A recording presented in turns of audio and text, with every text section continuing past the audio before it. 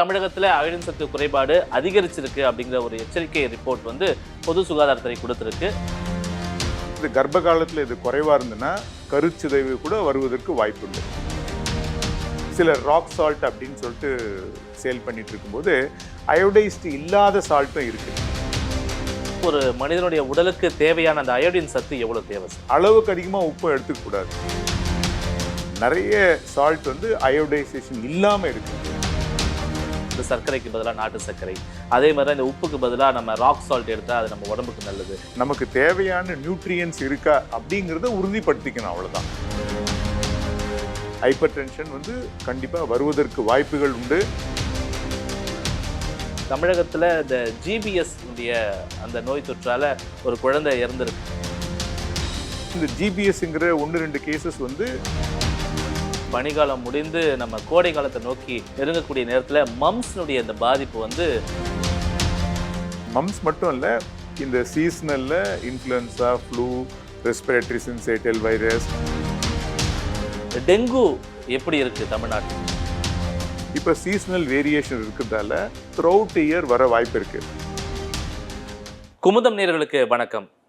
உப்பில்லாத பண்டம் குப்பைக்கு அப்படின்னு சொல்லுவாங்க. ஆனால் அந்த உப்பே இன்னைக்கு பிரச்சனையாக மாறி இருக்கு. ராக் சால்ட்ல அயோடின் சத்து குறைவாக இருப்பதாக பொது சுகாதாரத்துறை ஒரு எச்சரிக்கை விடுத்திருக்கு. இதில் இருக்கக்கூடிய பின்னணி என்ன அப்படின்னு தொடர்பாக நம்மிடையே விரிவாக பேசுவதற்காக பொது சுகாதாரத்துறை இயக்குனர் செல்வ விநாயகம் நம்மிடையே இணைந்திருக்கார். அவரிடம் இது தொடர்பாக நம்ம விரிவாக கேட்டு தெரிஞ்சுக்கலாம். வணக்கம் சார். வணக்கங்க. இந்த ராக் சால்ட்ல அயோடின் சத்து குறைபாடு இருக்கு. பொதுவாகவே தமிழகத்தில் அயோடின் சத்து குறைபாடு அதிகரிச்சிருக்கு அப்படிங்கிற ஒரு எச்சரிக்கை ரிப்போர்ட் வந்து பொது சுகாதாரத்துறை கொடுத்துருக்கு. எதனுடைய பின்னணி சார் இது? இப்போ நமக்கு வந்து உடம்புல வந்து இந்த தைராய்டுன்னு ஒரு ஹார்மோன், இதுதான் வந்து குழந்தைகள்லேருந்து பெரியவர்களுடைய அதனோட வளர்ச்சிக்கு இதுதான் முக்கியமான ஹார்மோன். ஸோ இந்த தைராய்டு ஹார்மோன் வந்து இந்த அயோடின் இருந்தால் மட்டும்தான் நமக்கு முழுமையாக வளரும், வளர்ச்சி அடையும் எல்லா லெவலில். சொல்லப்போனால் இது கர்ப்ப காலத்தில் இது குறைவாக இருந்ததுன்னா கருச்சிதைவு கூட வருவதற்கு வாய்ப்புண்டு.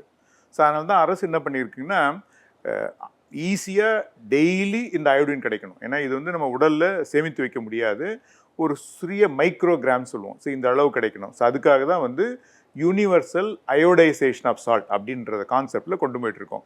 ஸோ நம்ம தினசரி சாப்பிட்ற உப்பில் இந்த அயோடின் கலந்துருந்துன்னா அது போதுமான அளவுக்கு நமக்கு தேவையான அளவுக்கு அயோடினை தரும். ஸோ அதனால் வளர்ச்சி சரியாக இருக்கும் அப்படிங்கிற கான்செப்டில் இது யூனிவர்சல் அயோடைசேஷன் நடந்துட்டு இருக்கு. நம்ம செக் பண்ணி பார்த்தல ஆல்மோஸ்ட் 95% வந்து நம்ம எடிபிள் சால்ட்டுன்றது அயோடைஸ்டாக தான் இருக்குது. ஆனால் இப்போ ரீசெண்டாக என்ன பார்க்குறோம்னா, சில ராக் சால்ட் அப்படின்னு சொல்லிட்டு சேல் பண்ணிட்டு இருக்கும்போது அயோடைஸ்டு இல்லாத சால்ட்டும் இருக்குது. சரி, பர்டிகுலராக பப்ளிக் என்ன நினைக்கிறாங்க, ராக் சால்ட் அப்படின்னா இது வந்து ஒரு நேச்சுரலாக இருக்குது, ஸோ இதில் வந்து கூடுதலான கனிமங்கள் இருக்கும் அப்படின்னு நினைக்கிறாங்க. பட் அன்ஃபார்ச்சுனேட்லி இந்த சில குறிப்பிட்ட ராக் சால்ட்ஸில் போதுமான அளவுக்கு அயோடின் இல்லாதால இதை சாப்பிட்றவங்களுக்கு அந்த போதுமான ரிக்குவயர்மெண்ட்டு கிடைக்காது. அதனால் சில வளர்ச்சி பாதிப்புகள் வருன்றதால் தான் இது ஒரு அட்வைசரியாக நம்ம கொடுத்துருக்கோம். இப்போ பொதுவாக ஒரு மனிதனுடைய உடலுக்கு தேவையான அந்த அயோடின் சத்து எவ்வளோ தேவை சார்? ஸோ இது யூஸ்வலாக வந்து 100 மைக்ரோகிராம் சொல்லுவோம், இது மில்லிகிராம்ஸை விட குறைவான இந்த அளவுக்கு இருந்தால் போதும். ஆனால் வந்து இது டெய்லி தேவை. ஸோ இதனோட இம்பார்ட்டன்ஸ் என்னென்னா, ஒரு நாளைக்கு சேர்த்து எடுத்துக்க முடியாது, ஒவ்வொரு நாளும் தொடர்ந்து வேணுன்றதால் தான் நம்ம டெய்லி சாப்பிட்ற அந்த உப்பில் இதை இன்க்ரீடியண்ட்டாக சேர்த்து கொடுத்துட்ருக்கோம். பட் அதே நேரத்தில் உப்புன்றதால சொல்கிறேன், அளவுக்கு அதிகமாக உப்பு எடுத்துக்கக்கூடாது. ஏன்னா இப்போ இருக்க நான் கம்யூனிகபிள் டிசீஸில் மேஜர் ப்ராப்ளமே வந்து நம்ம ஓவர் சால்ட்டு கன்சம்ஷன் தான். ஸோ பர்டிகுலராக நம்ம ப்ராசஸ்டு ஃபுட்டில் நமக்கே தெரியாமல் நிறைய கூடுதல் சால்ட் எடுத்துக்கிறோம். ஸோ சால்ட்டு தேவை, போதுமான அளவுக்கு தேவை, அயோடைஸ்டு சால்ட் எடுத்துக்கணும். கூடுதலாக எடுத்தால் நம்ம நான் கம்யூனிகபிள் டிசீஸ் லைக் நம்ம ஹைப்பர் டென்ஷன்லாம் வருவதற்கும் வாய்ப்பு இருக்குது. இப்போ இந்த ராக் சால்ட்லேயே ஒரு சில வகையான ராக் சால்ட்டில் தான் இந்த அயோடின் சத்து குறைவாக இருக்குது அப்படின்னு சொல்கிறீங்க. அதையும் நீங்கள் அந்த ராக் சால்ட்டை கூட கேட்டகரைஸ் பண்ணி வச்சுருக்கீங்களா? நம்மளோட அட்வைஸே என்னென்னா, எல்லா எடிபிள் சால்ட்டுமே வந்து அயோடைஸ் பண்ணியிருக்கணும். இதுதான் வந்து அட்வைசரி, நார்மு, மேண்டேட்ரி. ஒரு சில கம்பெனிகளில் ப்ரொடியூஸ் பண்ணுற ராக் சால்ட்டு அயோடைஸ் இருந்தாலும் நிறைய சால்ட் வந்து அயோடைசேஷன் இல்லாமல் இருக்குது. ஸோ அதுக்கு தான் இந்த அட்வைசரி. நீங்கள் என்ன சால்ட் ஒன்றா எடுத்துக்கோங்க, ஆனால் அது அயோடைஸ்டாக இருக்கான்றதை மட்டும் உறுதிப்படுத்திட்டா போகிறோம். இப்போது ஒரு குறிப்பிட்ட அந்த ராக் சால்ட்லாம் இது மாதிரி அயோடின் சத்து குறைவாக இருக்குன்னு சொல்கிறீங்க. அதுவும் ஒரு குறிப்பிட்ட நிறுவனங்கள் விற்கக்கூடிய அந்த நிறுவனங்களை கண்டறிஞ்சு அந்த மேலே நடவடிக்கை எடுப்பதற்கு பொது சுகாதாரத்துறை என்ன மாதிரியான ஸோ இது வந்து நடவடிக்கை ஃபுட் சேஃப்டி டிபார்ட்மெண்ட்டுக்கு அதுக்கு உண்டான இன்ஸ்ட்ரக்ஷன் ஆல்ரெடி கொடுத்துட்டோம். அவங்க ரொட்டீன் சாம்பிளாக எடுக்காம இந்த மாதிரி குறிப்பிட்ட இடங்களில் எங்கெல்லாம் நமக்கு தகவலுக்கு வருதோ அந்த இடத்துல கூடுதலான சாம்பிளும் இப்போ எடுத்துட்டு இருக்காங்க. அது ஆஸ் பர் த ப்ரொசீஜர் அவங்க நடவடிக்கை எடுப்பாங்க.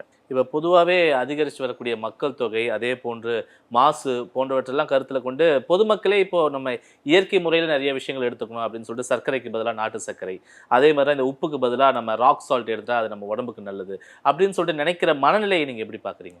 அதாவது இயற்கையை நோக்கி போகிறதுல தவறு கிடையாது. ஆனால் நமக்கு தேவையான நியூட்ரியன்ஸ் இருக்கா அப்படிங்கிறத உறுதிப்படுத்திக்கணும், அவ்வளோதான். மற்றபடி அந்த உறுதிப்படுத்திக்கிட்டு இயற்கையாக வாழறதுல எந்த தவறும் கிடையாது. இப்போ பொதுவாகவே உப்பு எடுத்தால் அதிக அளவு பிபி அதிகமாகவும் மற்ற உடல் உபாதைகள்லாம் அதிகமாகும் அப்படிங்கிறதுலாம் இருக்குது. இயற்கை முறையிலான அப்போ இந்த ராக் சால்ட் இயற்கை முறையிலானது அப்படின்னு சொல்லிட்டு சொன்னாலும் கூட இதையும் அளவுக்கு அதிகமாக எடுத்துக்கலாமா, இல்லை இதுவும் ஒரு அளவு தானா? சால்ட்டு கண்டிப்பாக அளவோடு தான் எடுத்துக்கணும். இல்லைன்னா இப்போ நீங்கள் சொன்ன ஹைப்பர் டென்ஷன் கண்டிப்பாக வர வாய்ப்பு இருக்குது. ஸோ நம்ம ப்ரிஸ்கிரைப்டே என்னென்னா ஒரு 3 to 4 grams ஆஃப் சால்ட்டு. ஆக்சுவலாக உங்களுக்கு சோடியம்னு எடுத்துக்கிட்டோம்னா அதான் அதோட இன்க்ரீடியன்ட்டு. 2 to 2.5 grams மேலே எடுக்கக்கூடாது. ஸோ இதுக்கு மேலே எடுத்திங்கன்னா ஸோ ஆட்டோமேட்டிக்காக உங்களோட வாட்டர் அண்ட் எலக்ட்ரோலைட் பேலன்ஸ்னு சொல்லுவோம், இது அஃபெக்ட் ஆகும். ஹைப்பர் டென்ஷன் வந்து கண்டிப்பாக வருவதற்கு வாய்ப்புகள் உண்டு. நீங்கள் மாத்திரையும் எடுத்துகிட்டு இருந்தாலும் இந்த சால்ட் ரெஸ்ட்ரிக்ஷன் இல்லைன்னா ஹைப்பர் டென்ஷன் கண்ட்ரோல் ஆகாத சூழ்நிலையும் வரும். தொடர்ந்து உங்களுக்கு ஹைப்பர் டென்ஷன் அதிகமாக இருக்குன்னா அதனோட காம்ப்ளிகேஷன்ஸ் வர்றதுக்கும் வாய்ப்பு இருக்குது. ஸோ அதனால் நீங்கள் எந்த சால்ட் எடுத்தாலும் அதுக்கு உண்டான லிமிட்டோட தான் எடுக்கணும், அதை தாண்டி எடுக்கக்கூடாது. ஸோ ராக் சால்ட்டாகவே இருந்தாலும் அது அயோடைஸ்டான்னு சொல்லிட்டு நம்ம செக் பண்ணணும். செக் பண்ணிட்ட பிறகு தான் எடுக்கணும். நார்மல் சால்ட்டே வந்து நமக்கு வந்து அது போதுமான அயோடைன் இருக்கக்கூடிய ஒரு சத்துக்களோட தான் இருக்கு. Okay, right. இப்போ அயோடைன் சத்து தொடர்பாக இப்போ நம்ம பார்த்தோம். அதே போல் தமிழகத்தில் இந்த ஜிபிஎஸ் உடைய அந்த நோய் தொற்றால் ஒரு குழந்தை இறந்திருக்கு. தொடர்ந்து இதோடைய பரவல் வந்து இருக்கக்கூடும் அப்படிங்கிற ஒரு அச்சுறுத்தல் இருக்குது. இதை கட்டுப்படுத்த பொது சுகாதாரத்துறை எடுத்திருக்கக்கூடிய நடவடிக்கை ஜிபிஎஸ் பொறுத்த வரைக்கும் இது நிறைய முறை நாங்களும் சொல்லிட்டு இருக்கோம். இது வந்து இன்னைக்கு வந்திருக்க ஒரு புது வியாதியாக கிடையாது. சரி, இது சோஃபார் எத்தனையோ காலமாக இருந்திருக்கக்கூடிய இது வந்து ஒரு காமனான விஷயந்தான். குலியன் பார் சிண்ட்ரோம்ன்றது இட்ஸ் அன் எக்ஸிஸ்டிங் டிசீஸு. இப்போ ஒரி பண்ண வேண்டாம். ஸோ எப்போ இதுக்காக ஒரி பண்ணோன்னா ஒரு பர்டிகுலர் இடத்துலையோ கிளஸ்டர் ஃபார்மேஷன் சொல்லுவோம், ஒரு குறிப்பிட்ட இடத்துல இல்லை குறிப்பிட்ட ஏஜில் அந்த மாதிரி தொடர்ந்து கேஸ் வந்தால் தான் பயப்படணும். அந்த சூழ்நிலை இப்போதைக்கு தமிழ்நாட்டில் இல்லை. நம்ம தேவையில்லாத பயம் வேண்டாம். ஆனால் இந்த ஜிபிஎஸ்ங்கிற 1-2 கேசஸ் வந்து தொடர்ந்து எல்லா இன்ஸ்டிடியூஷன்லேயும் கடந்த காலங்களையும் வந்துட்டு தான் இருக்கும். அது தொடர்ந்து வரும். ஸோ இது வந்து ஒரு auto immune disease, self limiting disease. கரெக்டான டைமில் ட்ரீட்மெண்ட் கொடுத்துட்டோம்னா 99% வந்து முழுமையாக ரெக்கவர் ஆகிடுவாங்க. ஸோ அதனால் தேவையில்லாத பயமும் தேவையில்லை. இது சர்வீலன்ஸில் இது இருந்துகிட்டே இருக்கும். அதனால் நம்ம ஒரி பண்ண வேண்டாம். அதே போல் இந்த பருவநிலை மாற்றம் அப்படிங்கிறது இப்போ ஸ்டார்ட் ஆகிருக்கு. பனிக்காலம் முடிந்து நம்ம கோடை காலத்தை நோக்கி நெருங்கக்கூடிய நேரத்தில் மம்ஸ்னுடைய இந்த பாதிப்பு வந்து தொடர்ந்து அதிகரித்து கொண்டே வருது தமிழ்நாடு முழுக்க அப்படிங்கிற ஒரு விஷயமும் இப்போ வேகமாக பேசப்பட்டு வருது. மம்ஸ்னுடைய தாக்கம் எப்படி இருக்குது சார் தமிழ்நாடு? சரி, இது ஜென்ரலாகவே என்னென்னா நம்ம வந்து ஒரு நல்ல வளர்ந்த நாடு நோக்கி போயிட்டுருக்கோம். ஸோ இப்போது நம்மளோட சிஸ்டம் வந்து சர்வீலன்ஸ் சிஸ்டம் வந்து நல்ல ஸ்ட்ரென்தன் பண்ணியிருக்கோம். ஸோ முன்னாடி வந்து சர்வீலன்ஸ் என்னென்னா ஒவ்வொரு ஹாஸ்பிட்டலில் ஒரு லேபில் வர ரிப்போர்ட்ஸை கலெக்ட் பண்ணி எந்த இடத்துல எந்த மாதிரி கேஸ் இருக்குன்னு. இந்த சர்வீலன்ஸை நீங்கள் நல்லா ஸ்ட்ரென்தன் பண்ண உங்களுக்கு நம்பர் ஆஃப் கேசஸ் அதிகமாக வர மாதிரி தெரியும். ஸோ இதுதான் வளர்ச்சியோட இண்டிகேஷன். நம்மளால் அந்த மாதிரி கேஸை உடனுக்குடன் கண்டுபிடிச்சாதான் அதுக்குண்டான தடுப்பு நடவடிக்கை எடுக்க முடியும். அதுதான் இன்டென்ஷன். சொல்லப்போனால் நம்ம இப்போது கூடுதலான இன்ஸ்டிடியூஷன்ஸை உள்ளே கொண்டு வந்திருக்கோம். சர்வீலன்ஸுக்கு ப்ரைவேட் ஹாஸ்பிட்டல்ஸில் உள்ளே கொண்டு வந்திருக்கோம், லேப்ஸை கொண்டு வந்திருக்கோம். ஸோ இதனால் வந்து உங்களுக்கு கூடுதலாக கேஸ் வர மாதிரி தெரியும். பட் நம்மளோட பாப்புலேஷனை கம்பேர் பண்ணோம்னா இந்த நம்பர்ஸ் எல்லாம் வித்தின் த லிமிட்டு தான். பட் இதில் என்ன நம்ம பார்க்கணுன்னா, இது கூடுதலாக ஒரு குறிப்பிட்ட பகுதியில் வருதா, இல்லை கூடுதலாக ஒரு குறிப்பிட்ட ஏஜ் குரூப்பில் வருதா, இல்லை இதனால் இன்க்ரீஸ்டு ஹாஸ்பிட்டல் அட்மிஷன் இருக்கா, இல்லை இதனால் மரணங்கள் ஏற்படுதா. ஸோ இந்த மாதிரி இருந்தால் தான் நம்ம பயப்படணுமே வழிய இந்த மாதிரி ரொட்டீனாக கேஸ் வர்றது பயப்பட வேண்டாம். இட் இண்டிகேட்ஸ் நம்மளோட சிஸ்டம் வந்து தமிழ்நாட்டில் நல்லா ஸ்ட்ரென்த்தாக இருக்குது, ஸ்ட்ராங்காக இருக்குது. இருந்தாலும் இந்த சீசனல் இன்ஃபெக்ஷன் அப்படிங்கிறது ஒன்று இருக்குது. கோடை காலத்தில் வந்து மம்ஸ்னுடைய தாக்கம் அதிகமாக தான் இருக்கும் அப்படிங்கிறது. ஸோ அதிலிருந்து ஒவ்வொருத்தரும் தற்காத்துக்குள்ள என்ன மாதிரியான வழிமுறைகளை பின்பற்றணுன்றீங்க? மம்ஸ் மட்டும் இல்லை, இந்த சீசனலில் influenza, flu, respiratory syncytial virus, இது மாதிரி ஏபி, பேராமிக்ஸோ, இந்த மாதிரி நூற்றுக்கணக்கான வைரஸ் பாக்டீரியா இன்ஃபெக்ஷன் வரும். ஃபார்ச்சுனேட்லி இதெல்லாம் வந்து செல்ஃப் லிமிட்டிங் சொல்லுவோம். ஸோ 2-3 டேஸில் இது நார்மலாக சரியாக போயிடும். பொதுவாக என்ன எச்சரிக்கைன்னா, கூட்டமான இருக்க இடத்துல முடிஞ்ச அளவுக்கு தவிர்த்துருங்க. ஸோ அந்த மாதிரி போகும்போது மாஸ்க் யூஸ் பண்ணிக்கோங்க.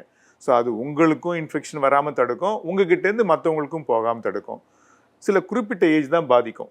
ஸோ ஓல்டு ஏஜு, உங்களுக்கு மற்ற கோமார்பிட் இருந்தால் அவங்கள பாதிக்கும். ஸோ அவங்கள ப்ரொடெக்டாக பண்ணிக்கோங்க. மற்றபடி ரொட்டீன் இம்யூனைசேஷன் குழந்தைங்களுக்கு போடுறத முழுமையாக போட்டுக்கோங்க. போதுமான அளவுக்கு நியூட்ரிஷன் இதெல்லாம் இருந்தால், இதெல்லாம் மோஸ்ட்லி செல்ஃப் லிமிட்டிங் தான். ஒரு 2 நாள் 3 நாளுக்கு அப்புறம் சரியாகின்ற பட்சத்தில் தாராளமாக அருகில் உள்ள பிஹெச்சிக்கு வாங்க, வில் டேக் கேர். அதே போல் தமிழ்நாடு முழுக்க எந்த சீசனாக இருந்தாலும் கொசுவுடைய தொல்லையும் அதனால் ஏற்படக்கூடிய அந்த டெங்குவினுடைய பாதிப்பும் அதிகமாக தான் இருக்குது. தொடர்ந்து டெங்குவினுடைய தாக்கம் இந்த ஜனவரியில் கூட அதிகமாக இருக்கக்கூடிய ஒரு ரிப்போர்ட் எல்லாம் கூட வந்திருக்கு. டெங்கு எப்படி இருக்குது தமிழ்நாட்டில், அதோடைய பாதிப்புகள்? ஸோ இப்போ முன்னாடி சொன்ன முதல் ஆன்சருக்கு என்னென்னா, நம்மளோட சர்வீலன்ஸ் ரொம்ப ஸ்ட்ராங்காக இருக்குது. சர்வீலன்ஸ் ஸ்ட்ராங்காக இருக்கிறதால தான் நம்மளால் கேஸை உடனுக்குடன் பிக்கப் பண்ணுறோம். நம்பர் ரைஸ் ஆனாலும் மரணங்களோட விகிதத்தை நம்ம நல்லா கண்ட்ரோல் பண்ணி வச்சுருக்கோம். ஸோ இதுதான் நம்மளோட சர்வீலன்ஸோட இண்டிகேட்டர். சீசனல் வந்து என்னென்னா, முன்னாடி ரெஸ்ட்ரிக்டடாக ஒரு பர்டிகுலர் மந்த்ஸில் தான், இல்லை ஒரு பர்டிகுலர் ஏரியா இல்லை வில்லேஜஸ் தான் வந்துருது. இப்போ சீசனல் வேரியேஷன் இருக்கிறதால த்ரூ அவுட் இயர் வர வாய்ப்பு இருக்குது. ஸோ அந்த ஒரு 2-3 மந்த்ஸ் வந்து கூடுதலாக இருந்தாலும் எல்லா வருஷமும் வரும். இன்னொன்று, இந்த கொசுன்றது நம்ம வீட்டை சுற்றி உள்ள ஒரு 500 மீட்டர்ஸில் உருவாகி நம்மளை கடிக்கிறது தான். இது இன்னொரு ஏரியாலேருந்து நம்ம வரல, நம்ம வீட்டை சுற்றி எங்கிற தண்ணியால் தான் வந்துட்டுருக்கு. சுற்றுப்புறத்தை முடிஞ்ச அளவுக்கு சுத்தமாக வச்சுக்கணும். At least once in A week இந்த வாட்டர் கண்டெய்னர்ஸை ட்ரெயின் அவுட் பண்ணிட்டாவே சரியாக போயிடும். இன்றைக்கி தேதியில் கேசஸ் இருந்தாலும் கிளஸ்டரிங் இல்லை. ஸோ நம்ம எப்பவுமே பப்ளிக் ஹெல்த்தில் ஒரி பண்ணுறது வந்து ஒரு பர்டிகுலர் வில்லேஜில் வரணும், பரவல் இல்லை. ஸோ 1-2 ஸ்பெராடிக் கேசஸ் வந்து வந்துக்கிட்டு தான் இருக்கும். பட் அதுக்கு உண்டான நமக்கு எல்லா கட்டமைப்பும் நம்மகிட்ட இருக்குது. மெடிசன்ஸு, டயக்னோஸ்டிக்ஸு, அட்மிஷன் எல்லாமே இருக்கிறதால நம்ம ஒரி பண்ண வேண்டாம். இவ்வளோ நேரம் உங்களுடைய கருத்துக்களையும் தகவல்களையும் பதிவு செஞ்சதுக்கு ரொம்ப நன்றி. நன்றி.